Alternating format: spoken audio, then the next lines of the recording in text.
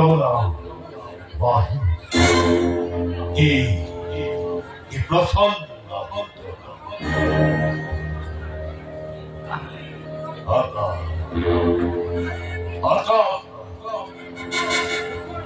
খুখৰ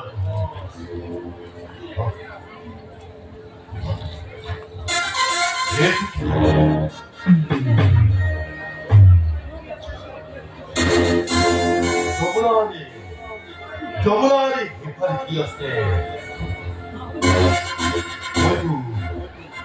বলতে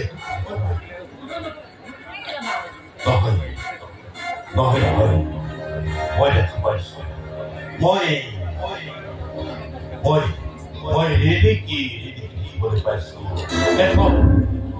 এখন মরিরা উদ্যান একি বৃন্দাবন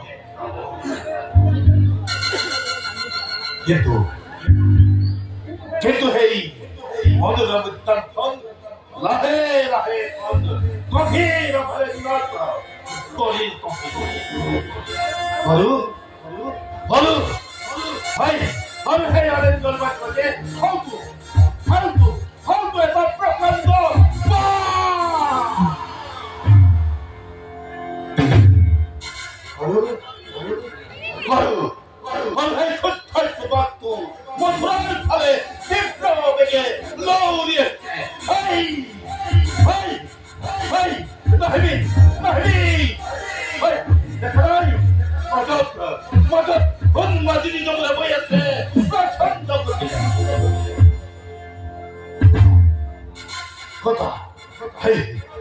প্রচন্ড বাধা দিয়েছি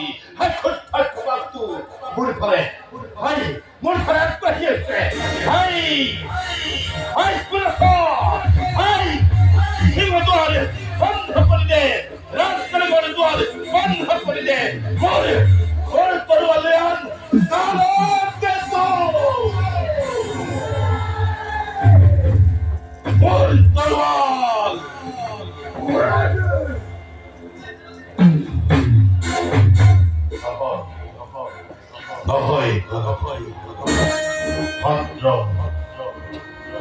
মাত্র এটা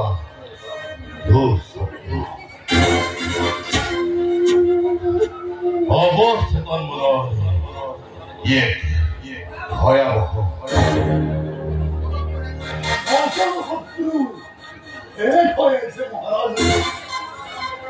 আর বাকি আছে মাত্র সুন্দর ভারতে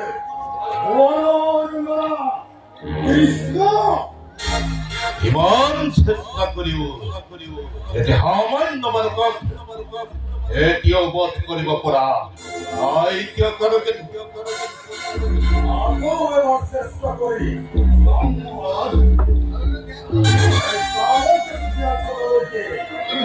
আপুনি সেই বিষয়ে নিশ্চিন্ত হৈ থাকক এটা অপদার্থ রাখাল বালক কৃষ্ণ আর হিউ আগে এই মথুরা ফলে লগত হত্যা করিব ইমান দুঃসাহসার কেনে গৈ হল কারক অরিমলার বয়স মহারাজ কৃষ্ণ হিন্দু প্রকৃততে অন্ধর পুত্র মহারাজ অন্ধর পুত্র নহয় এই সেই দৈবকীর গর্ভজাত অষ্টম সন্তান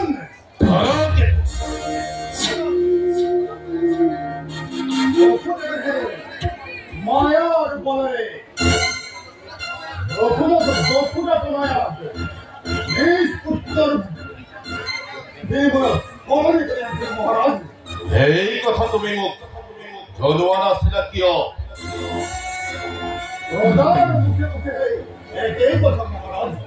যি প্ৰজাই এনেদৰে অপপ্ৰচাৰ কৰি ফুৰিছে যি প্ৰজাই মন্ত্ৰ দিছে ঘৰে প্ৰজাৰ ভক্তি ভক্ত কৰি এই অৱধৰি পাৰি তুমি কহিয়ে আনিছা এই গ্ৰন্থ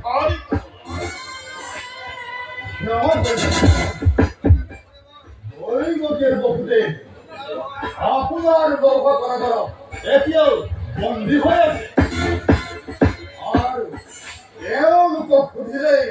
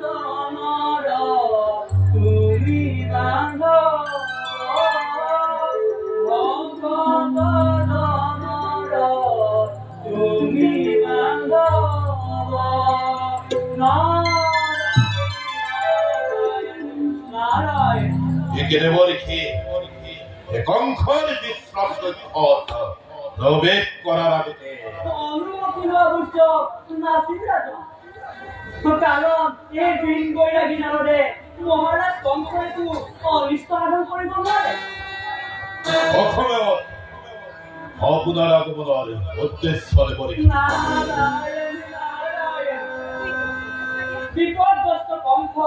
এখন মৃত্যু করা রক্ষা করা বিপদ কি হয় বিপদ তুমি জানো শুনা নাই কুকুৰৰ দেহৰ উপবাৰৰ প্ৰভাৱ দিনক দিনে বাঢ়ি আহিছে তাতোতকৈ নৰাত্মক কথা শুনিবলৈ পাইছো সিহঁত বোলে নন্দৰ সন্তান নহয় সিহঁতে বোলে দৈৱকী আৰু বসুদেৱৰ সপ্তম আৰু অষ্টম সন্তান আৰু এই সন্তানক লৈতো দেৱতাসকলে বিপদৰ জাননী দি থৈ গৈছিল মই যদি কওঁ এইবিলাক মানুহৰ অপপ্ৰচাৰে এই কথা যুক্তিহীন অবিশ্বাস্য হলেও অন্তৰ্ভুক্ত তোমাৰ আপত্তি কি এই দুই হাতেৰে বহুতো নিৰ্মক হত্যা কৰিলা ঘৰে ঘৰে অগ্নি জ্বলাই মথুৰা নগৰী শ্মশানত পৰিণত কৰিলা আৰু তাৰ দুটা বঢ়াই ললা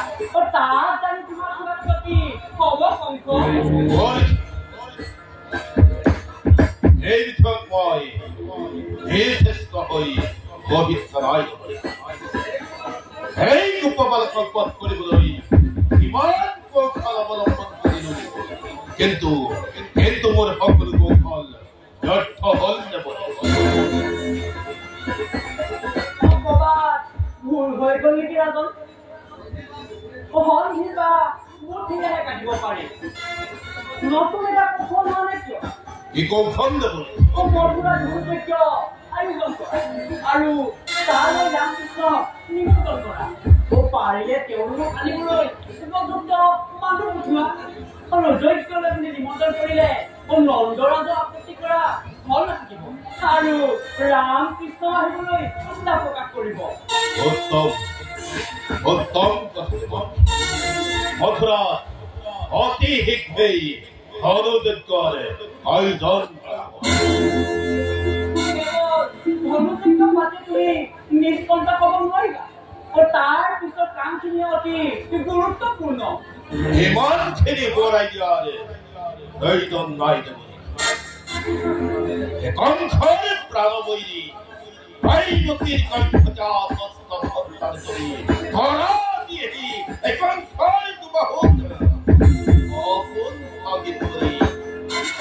প্ৰেম আলিংগন কদাপিত নকৰে এই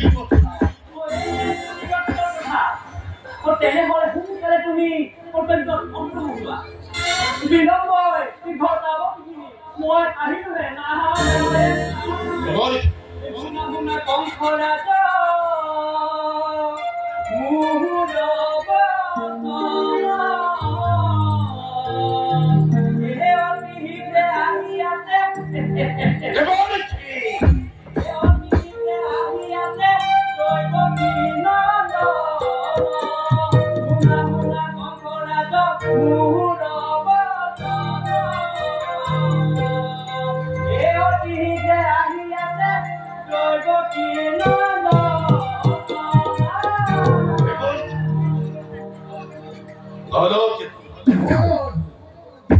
অখুদে মোক কাৰাগাৰৰ পৰা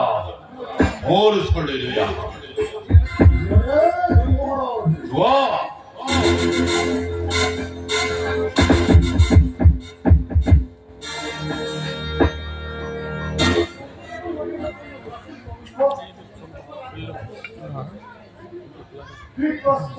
লাহে লাহে উত্তীৰ্ণ হৈছে মন্দিৰৰ মুখেৰে খাটি পেলাবলৈ আৰু বেছি সময় নাই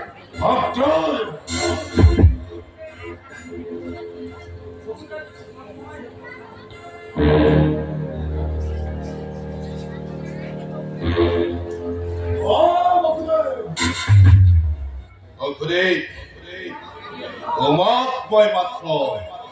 এটা প্ৰশ্ন কৰিম আৰু মই তাৰ সঠিক উত্তৰ দিম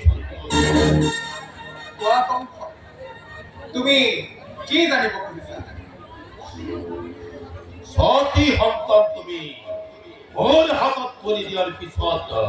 মই যিদিনা দৈৱকীৰ হাতৰ পৰা এটি কন্যা সন্তান তুলি আনিছিলো সেই সন্তান সুৰক্ষিত তোমালোকৰ হয় নহয় আৰু সেই সন্তান কন্যা সন্তান আছিল নে পুত্ৰ সন্তান আছিল তোমাৰ প্ৰথমটো প্ৰশ্নৰ উত্তৰত কওঁ বংশ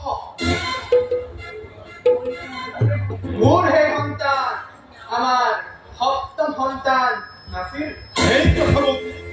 জনোৱা নাছিলে কিয় নাছিল তুমি এইটো লেখি লেখি এটাৰ পাছত এটাকৈ আমাৰ সন্তান কেইটা হত্যা কৰিছিলা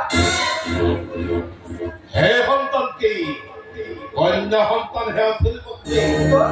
কুকুৰ মাজৰ পৰা কাঢ়ি অনা সন্তানটি যে কন্যা সন্তানে আছিল সেয়াটো তুমি নিজ চকুৰে দেখিছিলা মই সেই কথা শুনা নাই মই জানিব বিচাৰিছো সেই কন্যা সন্তান তোমালোকৰ হয় নহয় তাকে কোৱা পুৰা বংশ সেই কন্যা সন্তান আমাৰ নাছিল আমাৰ পুত্ৰ সন্তানটিৰ বিনিময়ত সেই কন্যা ৰত্ন আমি লাভ কৰিছিলো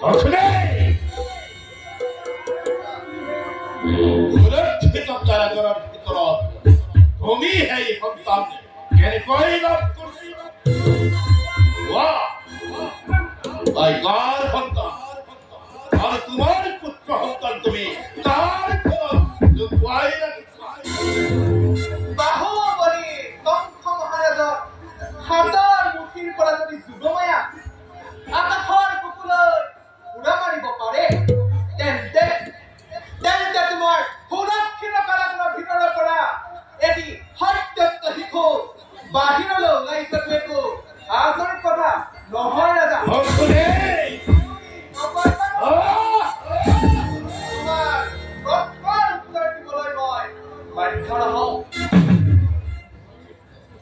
আৰু তোৰ মৰিম বংশ শুনা দৈৱমানী হিৰত লৈ বসুদেৱে তেওঁলোকৰ পুত্ৰ সন্তানটি সেই ৰাতিয়ে গোকুললৈ লৈ গৈছিল আৰু সেই দেৱশিশুটি যশোদাৰ কাষত ভয় থৈ যশোদাৰ বুকুৰ মাজৰ পৰা যুগমায়াক লৈ পুনৰ মথুৰা নগৰীলৈ উভতি আহিছিল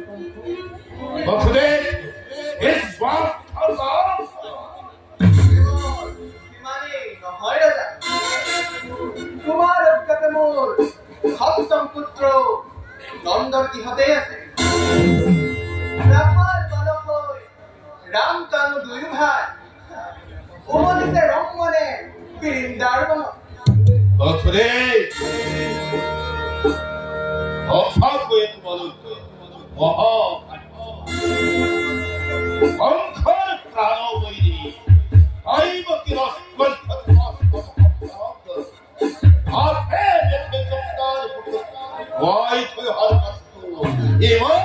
তেওঁলোকে তোমালোকৰ চিহ্নহীন তোমাৰ এই অনুগ্ৰহী কংস জগতি নকৰিবা মনত ৰাখিবা বন্দী তুমি তোমার অপরাধ অতি গুরুত্ব। ইয়ার ভাবে তোমার অপরাধ এই শাস্তি বিধান হব তুমি জানালে খুলে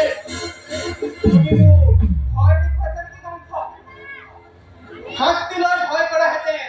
প্ৰতিজ্ঞাবদ্ধ হৈ তোমাৰ পোতাশালত পচি মৰিবলৈ নাহিলোহেঁতেন।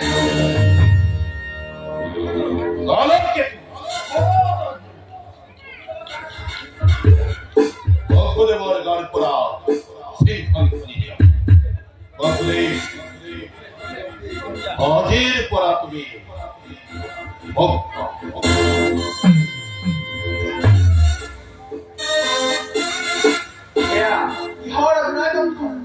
অভিনয় নহয় সঁচাকৈয়ে ভক্ত তুমি, কিন্তু এই মুক্তিত থাকিব এটা ৰামকৃষ্ণক তুমি গকুলৰ পৰা মথুৰালৈ আনিব লাগে।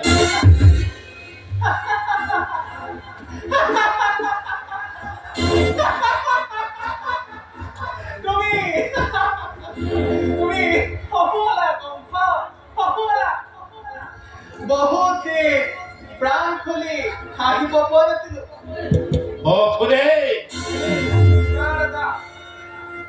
ৰামকানক ঘূৰাই আনিম বুলি ভাবি বসুদেৱে এদিন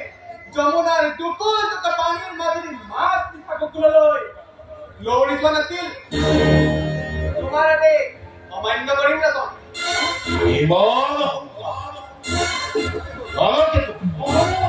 বসুদেৱক কাৰাগাৰলৈ লৈ যোৱা সময়ত উপযুক্ত শাস্তিৰে ব্যৱস্থা কৰা।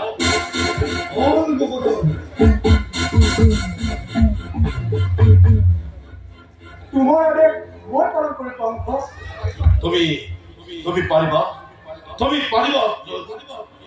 ৰামকৃষ্ণক তুমি গকুলৰ পৰা মথুৰালৈ আনি দিব পাৰিবা? নিশ্চয় পাৰিম মহাৰাজ। তাতে যোৱা মথুৰাত মই অনুযোগ্য ৰাইজত তালৈ তুমি ৰামকৃষ্ণক লগত লৈ আহিবা আৰু অন্ধৰাতকো নিমন্ত্ৰণ কৰিবা। হ'ব মহাৰাজ। তাৰে পুৱাতে মই গকুললৈ যাত্ৰা কৰিম।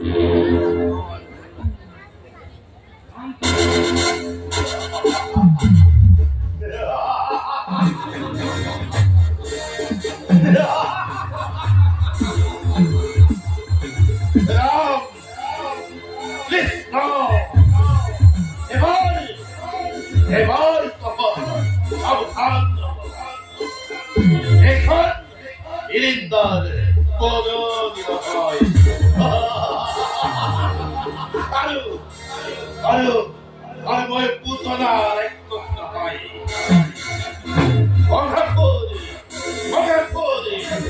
কিম্বা মই তেনো কাটো নহয়। এবাৰ